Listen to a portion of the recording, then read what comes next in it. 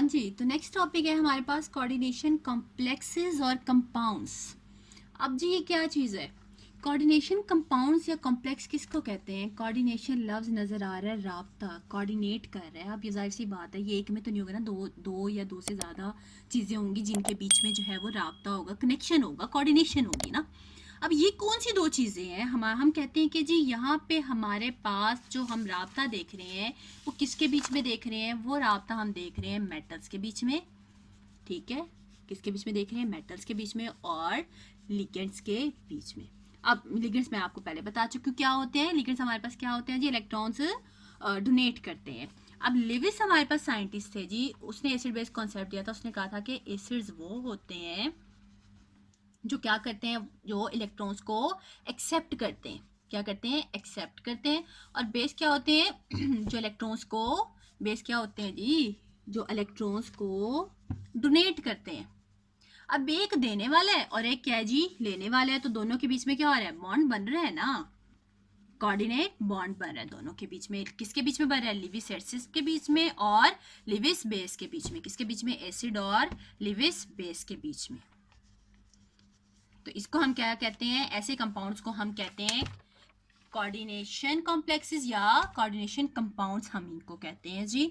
अब ये जो कॉम्प्लेक्स होते हैं ये हमारे पास क्या होते हैं? पॉलीएटॉमिक स्पीशीज होती हैं। जाहिर सी बात है, एक तो नहीं होगा ना, एक से ज़्यादा होंगे, ठीक है। अब इनमें क्या होता है कि एक जो पॉलीएटॉमिक वो होती है जिसमें एक सेंट्रल मेटल होता है और उसको जो है वो सराउंड किया होता है काफ़ी ज़्यादा लिगेंड्स ने, यानी कि ये बीच में हमारे पास कोई भी सेंट्रल मेटल है।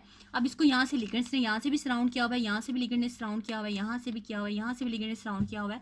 तो इसको कहते हैं पॉलीएटॉमिक स्पीशीज होती हैं। अब फॉर एग्जांपल जैसे हमारे पास है पोटाशियम फेरोसाइनाइड। अब ये क्या होगा? हमारे पास सेंट्रल में होगा, सराउंड किसने किया होगा? जिसको साइनाइड, ये यहाँ पे लिगेंड के तौर पे ये हमारे पास मेटल के काम कर रहा है, ठीक है। अब कोऑर्डिनेशन कॉम्प्लेक्स या कोऑर्डिनेशन कंपाउंड्स में ना कुछ स्पेसिफिक टर्म्स हैं जो इस्तेमाल होती हैं। लिगेंड्स है, कोऑर्डिनेशन नंबर है, कोऑर्डिनेशन स्फीयर है। इनको हम पहले समझ लेते हैं क्या होते हैं, फिर हम बाकी इनकी फर्दर डिटेल पढ़ेंगे। तो सबसे पहले जो इस पे इंपॉर्टेंट टर्म यूज हो रही है वो यूज हो रही है जी लिगेंड्स, ठीक है। तो लिगेंड्स क्या होते हैं? लिगेंड हम उनको कहते हैं, ये हमारे पास न्यूट्रल एटम, न्यूट्रल मॉलिक्यूल भी हो सकते हैं। न्यूट्रल मॉलिक्यूल का मतलब है कि उनके ऊपर ना कोई पॉजिटिव चार्ज होता है ना ही नेगेटिव चार्ज होता है। और ये आयनिक स्पीशीज भी हो सकती हैं, यानी कि इन पे आयंस भी होते हैं, ठीक है, चार्जेस होते हैं, नेगेटिव आयन है यानी कि इन पे प्रेजेंट है।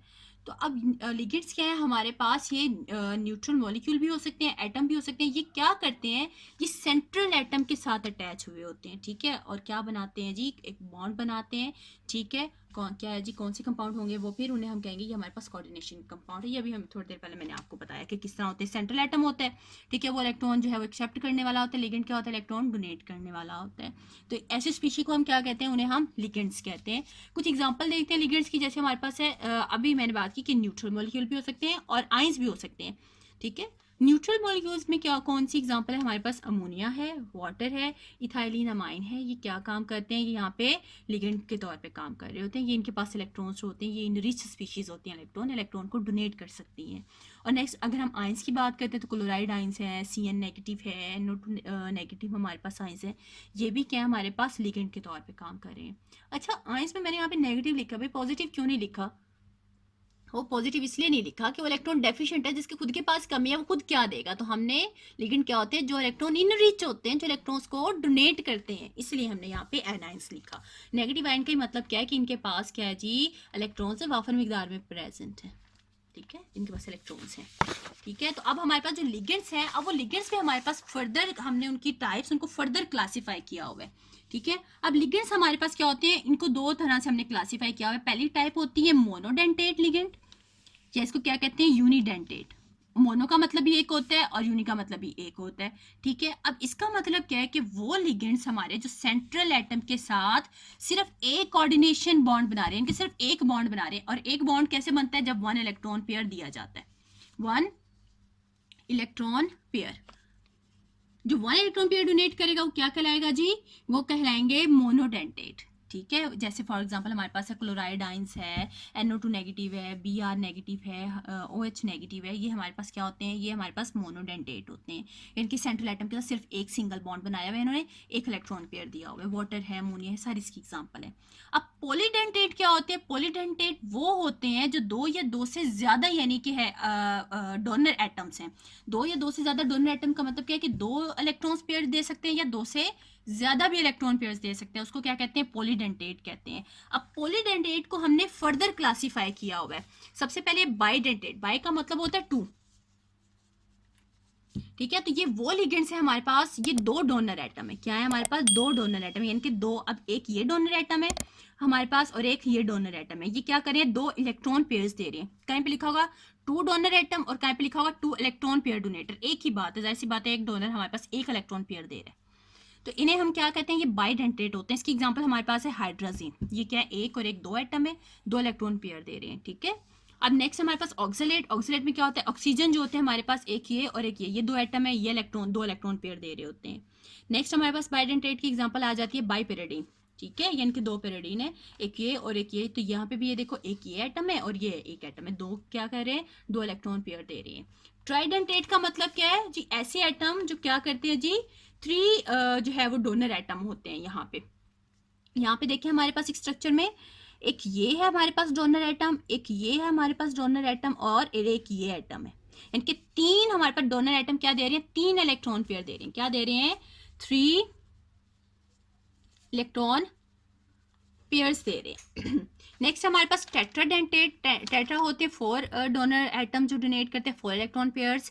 पेंटा जो होते हैं फाइव डोनेट करते हैं। तो इनकी रिस्पेक्टिवली जो है वो एग्जांपल्स आपकी लिटरेचर में काफ़ी ज़्यादा लिखी हुई है, वहाँ से आप स्टडी करें इसको, ठीक है। नेक्स्ट हमारे पास हेक्साडेंटेट, तो वो क्या करते हैं? वो सिक्स जो है वो इलेक्ट्रॉन्स पेयर को डोनेट करते हैं, वो सिक्स डोनर एटम्स होते हैं। जैसे उसकी एक एग्जाम्पल मैंने लिखी हुई है EDT, ये हमारे पास है EDT। हमारे पास क्या होती है जी? इथाइलिन डाई टेट्राएसीटेट होते हैं हमारे पास, इथाइलिन डायमीन टेट्रा एसीटेट।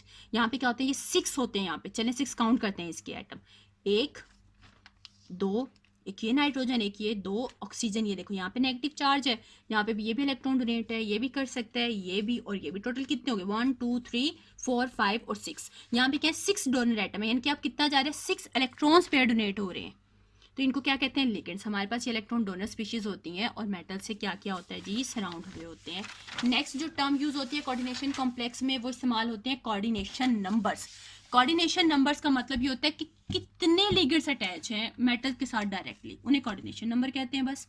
अब कोऑर्डिनेशन नंबर जो होते हैं वो हमारे पास वेरी कर रहे होते हैं 1 से जो है वो 12 तक, यानी कि एक मेटल के अराउंड जो है वो एक से ज़्यादा जो है 12 तक जो है लिगेंड्स जो होते हैं वो अटैच हो सकते हैं। लेकिन ज़्यादा जो कॉमन है हमारे पास वो है जी 4 या 6, ये ज़्यादा होते हैं हमारे पास कॉमन। जैसे हम पहले एग्जांपल हमारे पास लेते हैं सिल्वर जो है वो हमारे पास अमोनिया की है हमारे पास। अब यहाँ पे देखिए जी, इस कॉम्प्लेक्स में हम देखते हैं कि हमारे पास जो सिल्वर है, अगर हम इसका कोऑर्डिनेशन नंबर बताना चाहिए, ये जो मेटल है हमारे पास सेंट्रल, इसको क्या किया हुआ है? दो अमोनिया ने सराउंड किया हुआ है। कितने नंबर ऑफ लिगेंड्स इसके साथ अटैच है? दो हैं। हम इसका कोऑर्डिनेशन नंबर बताएंगे जी, इसका कोऑर्डिनेशन नंबर होता है 2। कितना होता है इसका कोऑर्डिनेशन नंबर? 2। नेक्स्ट जो हमारे पास कॉम्प्लेक्स है, जैसे प्लाटिनम है, अब ये मेटल है हमारे पास, इसको सराउंड किया हुआ है 6 ने, ये देखो ना, ये बाहर 6 लिखा हुआ है, यानी कि 6 क्लोरीन एटम इसके इर्द गिर्द हैं, अराउंड में। तो इसका अगर हम प्लैटिनम का कोऑर्डिनेशन नंबर बताएंगे तो वो कहेंगे जी हम 6 होता है। तो कोऑर्डिनेशन नंबर किसको कहते हैं? कि कितने नंबर ऑफ लिगेंड्स होते हैं वो डायरेक्टली मेटल के साथ अटैच हैं। अब कोऑर्डिनेशन स्फीयर क्या होता है जी? कोऑर्डिनेशन स्फीयर कहते हैं अगर हम सेंट्रल एटम और लिगेंड्स को, इन दोनों को इकट्ठा कर दें, जोड़ दें, ठीक है, इनक्लोज कर दें किसी ब्रैकेट में। ये देखें ना, ये ब्रैकेट लगी हुई है, स्क्वायर ब्रैकेट लगी हुई है। तो यहाँ पे हमने मेटल को और क्या किया? लिगेंड्स को इकट्ठा किया हुआ है, यूनाइट किया हुआ है। इधर देखें जरा, ये फेरोसाइनाइड में आप देखें कि यहाँ पे हमने क्या किया हुआ है? इनको आपस में यूनाइट किया हुआ है, कंबाइन किया हुआ है, सिंगल यूनिट के तौर पे काम करें मेटल और लिगेंड, और इनको इनक्लोज किया हुआ है हमने एक स्क्वायर ब्रैकेट में। इसको कहते हैं कोऑर्डिनेशन स्फीयर।